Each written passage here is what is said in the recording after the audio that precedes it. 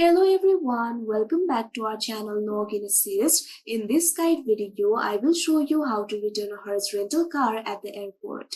So returning the Hertz rental car can be very daunting and boring, but if you know the process, it might be easier for you.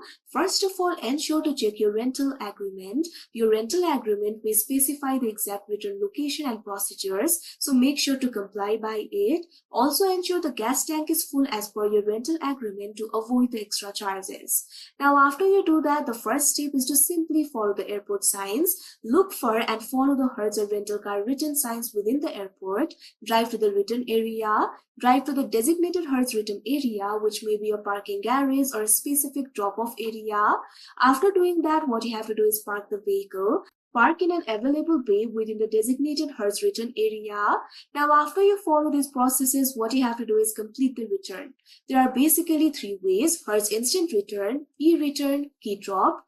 In Hertz instant return, a Hertz agent may meet you at the car to inspect it, calculate charges and provide a receipt.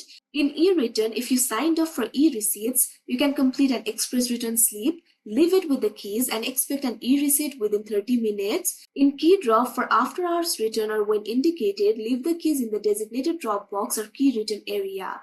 Now after you complete the return, what you have to do is get to the terminal, follow the signs to the terminal, which may involve taking an airport shuttle or using an elevator and walkway. Now after you get to the terminal, if you're using the e-return, check your email for the receipt within 30 minutes of returning the car. So this is the complete process of returning the rental car. So that is how you return Hertz rental car at airport. I hope you found this video helpful. Thank you for watching. Make sure to like, share and subscribe to our channel.